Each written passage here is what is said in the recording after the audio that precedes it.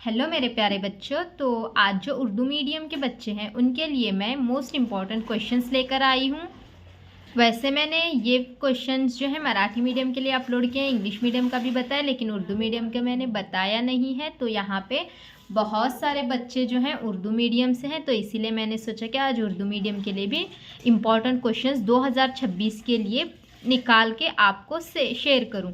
तो बच्चों, मैं आज आपके साथ 2026 में आने वाले बहुत ही इम्पॉर्टेंट क्वेश्चंस आपके साथ शेयर करने जा रही हूं।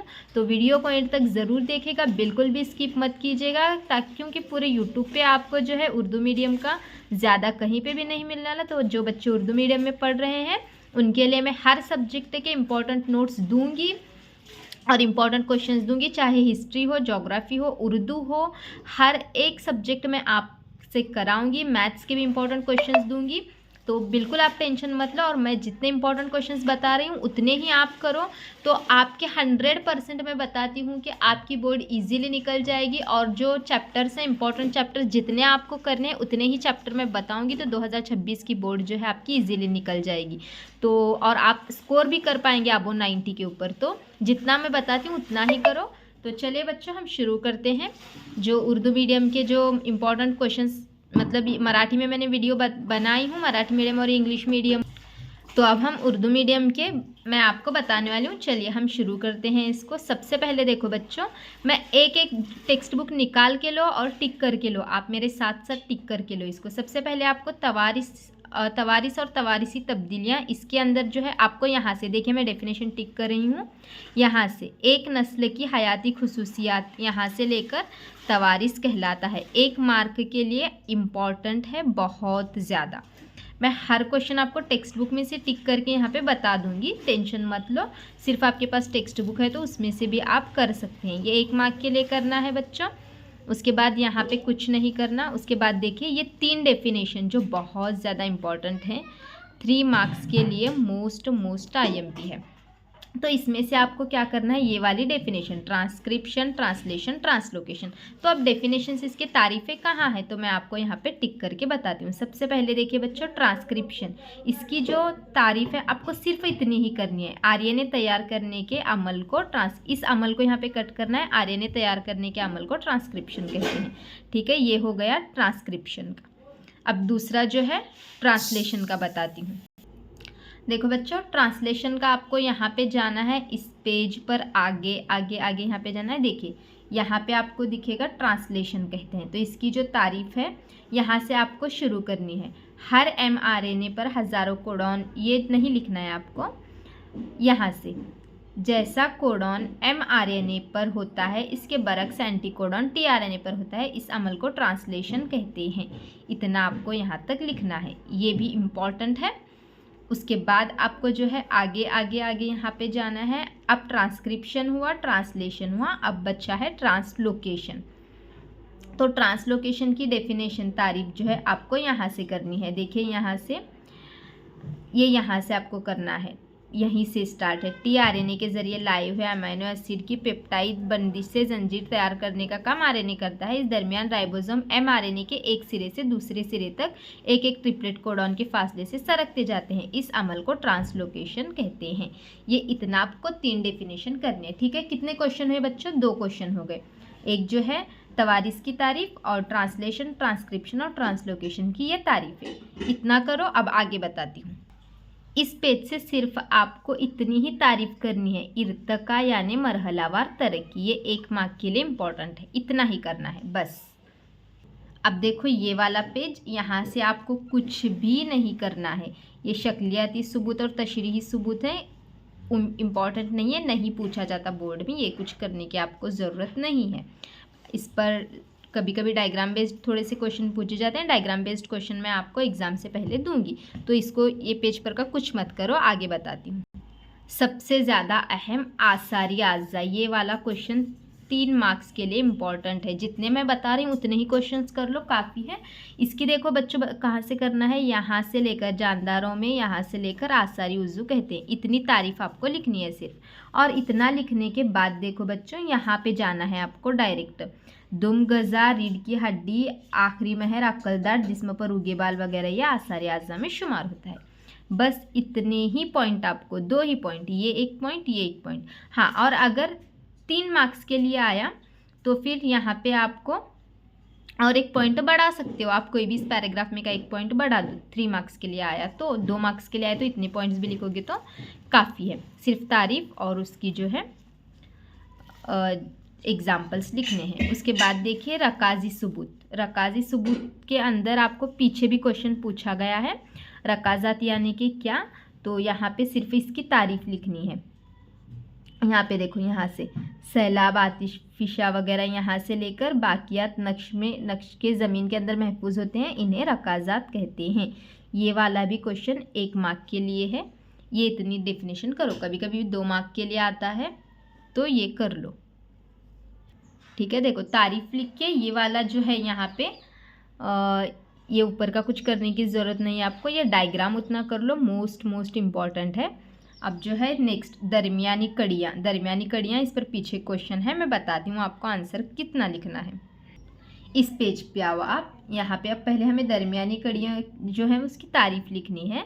तो यहाँ से देखिए, यहाँ से आपको शुरू करना है, कुछ ना बात आती, यहाँ पे दरमियानी कड़ियाँ कहते हैं और मसलन से लेकर यहाँ तक हमें लिखना है।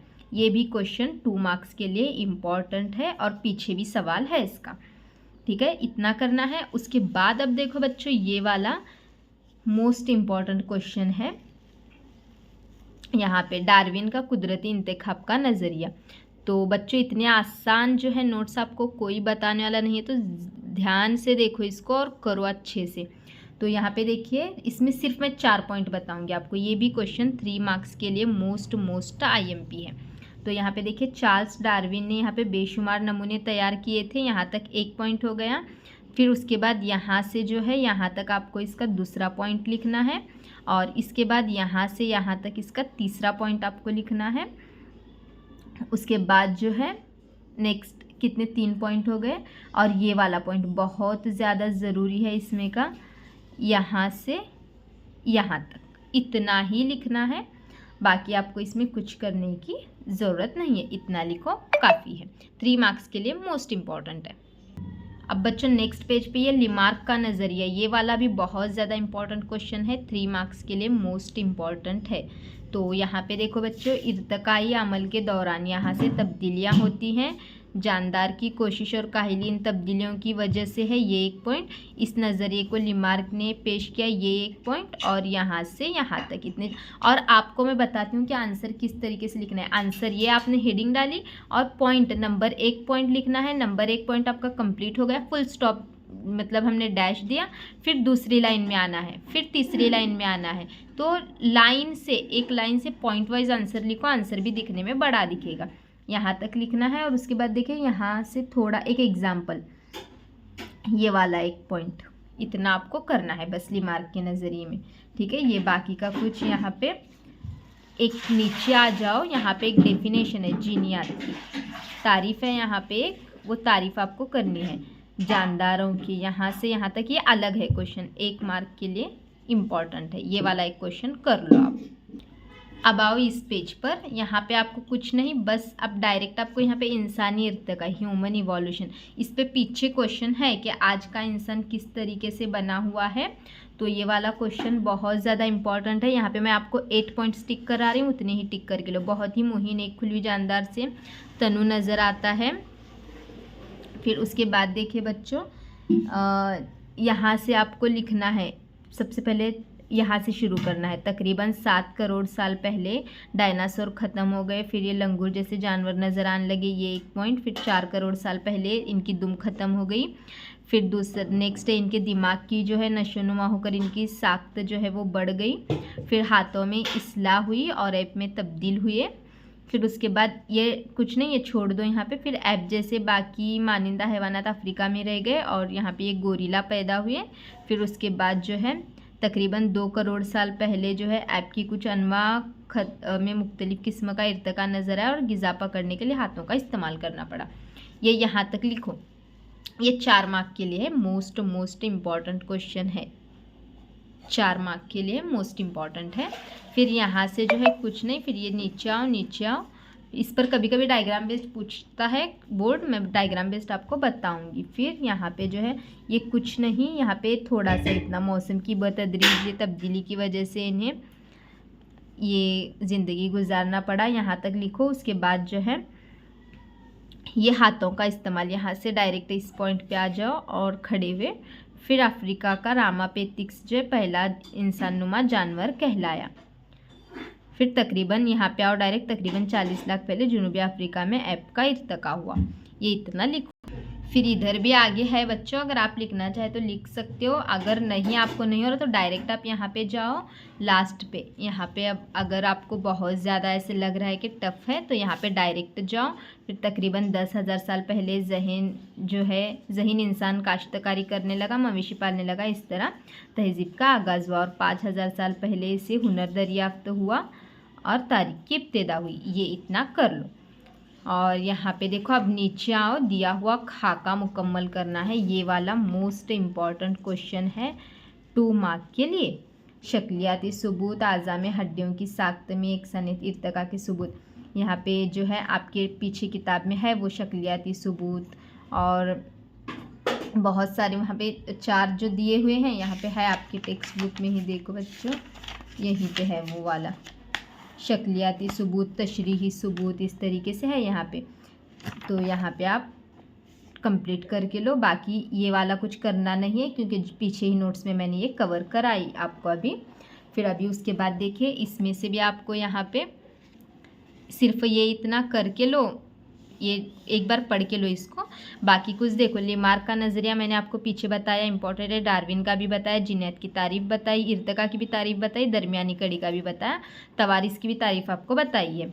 उसके बाद अब इधर अगर हम देखेंगे तो आसारी अज़्ज़ा यानी कि क्या, ये बहुत ज़्यादा इंपॉर्टेंट क्वेश्चन है, इसका भी मैंने आपको पीछे बताया है। फिर ये कुछ आपको करना नहीं है, यहाँ से ये कुछ करना नहीं है। और रकाज़ात का ये वाला क्वेश्चन भी मैंने आपको पीछे बताया है इसका आंसर। तो फिर भी यहाँ पे एक बार टिक करती हूँ मैं आपको जो जो इम्पोर्टेंट है। ये वाला एक क्वेश्चन, ये वाला क्वेश्चन, जीनियात की तारीफ, ये जो है 3 मार्क्स के लिए, ये भी 3 मार्क्स के लिए, ये 1 मार्क के लिए, इर्तका का भी 1 मार्क के लिए, दरमियानी कड़ी का 2 मार्क के लिए, ये भी 2 मार्क के लिए। इतना मैंने पीछे बताई हूँ मैं आपको, फिर भी इसमें एक बार आपको रिपीट में बता रही हूँ थोड़ा सा। आप अगर पीछे के क्वेश्चंस में ये वाला क्वेश्चन बिल्कुल छोड़ना नहीं है आपको, 3 मार्क्स के लिए मोस्ट इम्पॉर्टेंट है। उसके बाद ये कुछ करना नहीं है, सिर्फ रकाज़ात का एक करना है 2 मार्क्स के लिए। और ये वाला क्वेश्चन, आज के ज़माने का इंसान किस तरीके से पैदा हुआ, ये 4 मार्क्स के लिए मोस्ट इम्पॉर्टेंट है। मैंने पीछे भी बताई हूँ, आंसर टिक करके भी दी हूँ।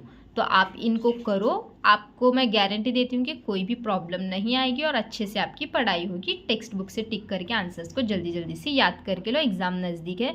और अगले आपको कौन से नेक्स्ट जो है कौन से नोट्स चाहिए मुझे कमेंट करके बताओ, वीडियो दूसरे दिन सेंड हो जाएगा।